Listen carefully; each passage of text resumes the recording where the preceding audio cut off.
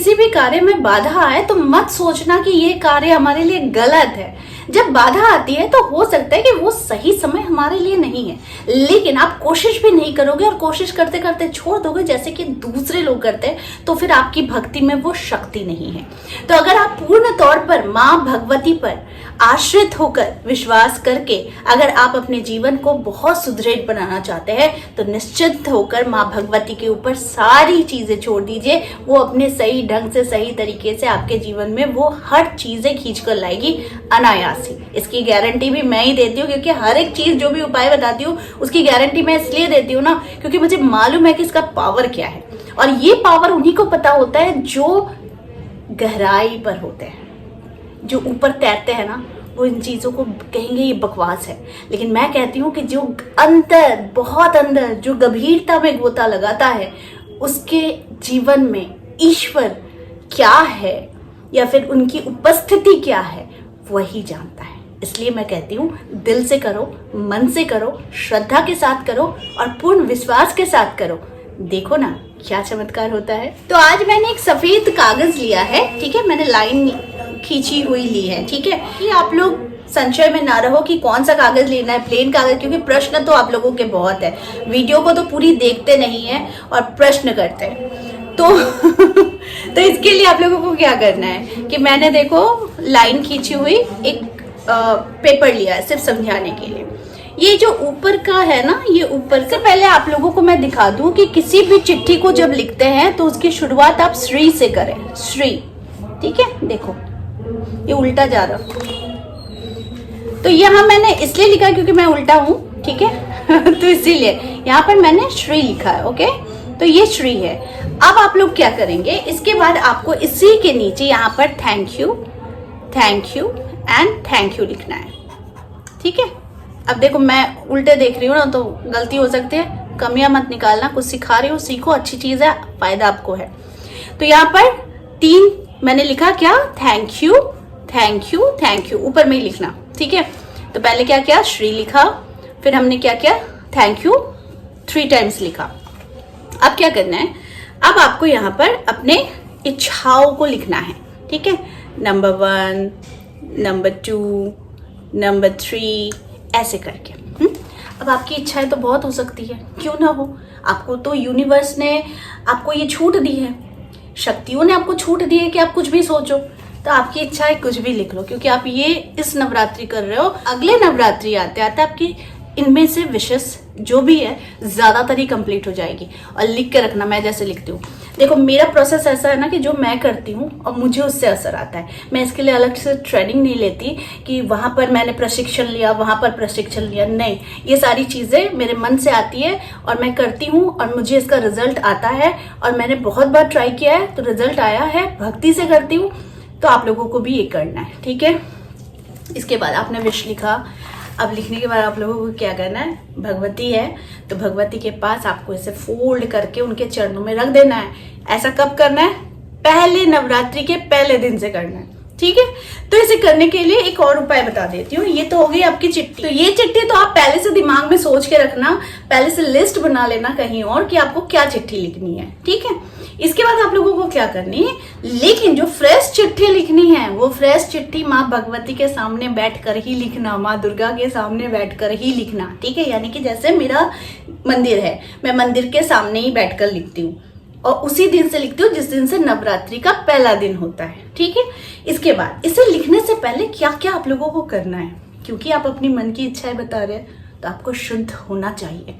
आपको स्नान कर लेना चाहिए, सुबह जल्दी उठिए, स्नान कर लीजिए, घी का दिया जलाइएगा, लाल आसन लीजिएगा, अगर हो सके तो लाल कपड़े पहनिएगा, तिलक जरूर लगाइएगा। जो लोग मुझसे दिव्य तिलक लिए हैं, और इस नवरात्रि में स्पेशल तिलक बन रहा है हमारा, क्योंकि यज्ञ और हवन से फिर से अब ये जागरूक होगा ये नवरात्रि के लिए।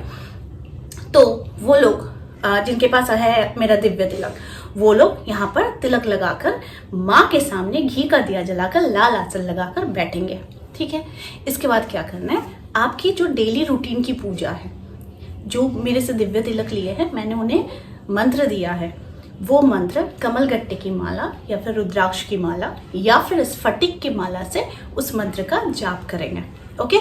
इसके बाद क्या करना है, दुर्गा चालीसा का पाठ करना है, सिद्ध कुंजिका का पाठ करना है। और अगर आप सप्तशती का पाठ करते हैं तो सप्तशती का पाठ करने के बाद ही आप जब पूर्ण तौर पर पूरे पावरफुल हो जाते हैं तो ही जाकर अपनी मन की इच्छा कहेंगे, तो वो वाइब्रेशन बहुत हाई रहती है। ठीक है, आप समझिए, लॉ ऑफ अट्रैक्शन कहता है कि सिर्फ सोचने से वो पूर्ण नहीं होती है, आपके दिमाग को यानी अवचेतन मन को वो तैयार करना पड़ता है, क्योंकि हम जो भी सोचते हैं लॉजिकल सोचते हैं। ठीक है, लॉजिक ढूंढते हैं। क्यों? क्योंकि हमारा चेतन मन है जो बहुत सचेत है, वही सारी चीजें करा रहा है। ये वीडियो दिखा रहा है तो वीडियो में हम हैं, ठीक है ऐसे करना है, ऐसे करना है, ऐसे करना है। लेकिन अवचेतन मन जो है, वो अवचेतन मन जानता है कि आपको क्या चाहिए।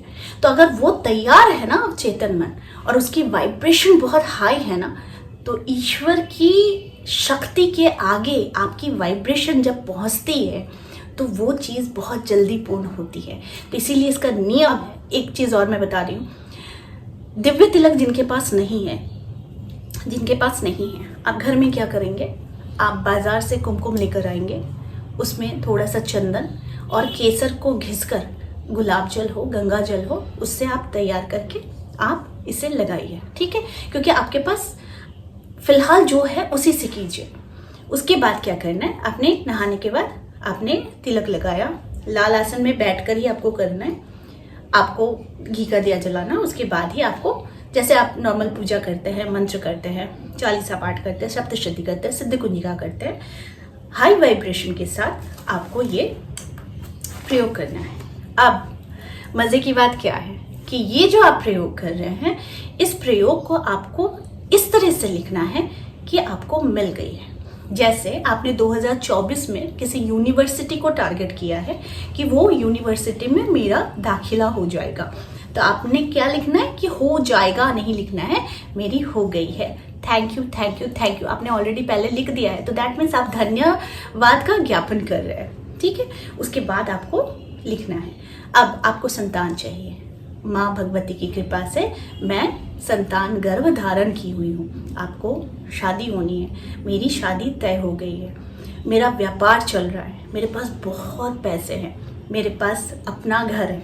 तो दैट मीन्स क्या, आप जो ये चिट्ठी लिख रहे हो, तो ये चिट्ठी में आप माँ को धन्यवाद ज्ञापन दे रहे हो पूरे साल के लिए कि आपको ये माँ ने आशीर्वाद के तौर पर आपको दे दिया है। तो ये चिट्ठी है। ठीक है, आप चिट्ठी में जैसे ही आपने, एक चीज मैं आपको बताऊं, जैसे ही आपने यहाँ पर thank you thank you thank you लिखा, इसके बाद आप माँ को एक चिट्ठी लिखना। आप दोस्तों को कैसे चिट्ठी लिखोगे, अभी तो चिट्ठी का जमाना चला गया है, मेल तो लिखते हो ना, तो वैसे ही लिखो, चिट्ठी को लिखो कि माँ आपकी कृपा से मेरे सारे कार्य बन रहे हैं, जिनमें ये कार्य है जो मेरे पूरे हो चुके हैं।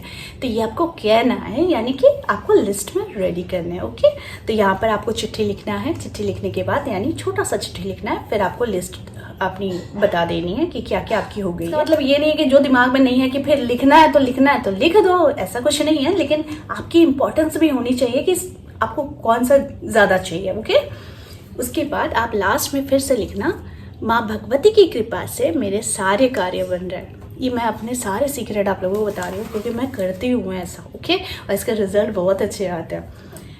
ऐसा करके इसे आप फोल्ड करके आप माँ भगवती के चरणों पे रख दो। रखने के बाद प्रत्येक दिन बस छूकर एक अपनी वाइब्रेशन पहुंचा दो कि ये चिट्ठी को छूकर आपको कहना है कि मेरी जो भी दिल की तमन्नाएं हैं जो आपने पूरी की है, ये इस लिस्ट में है।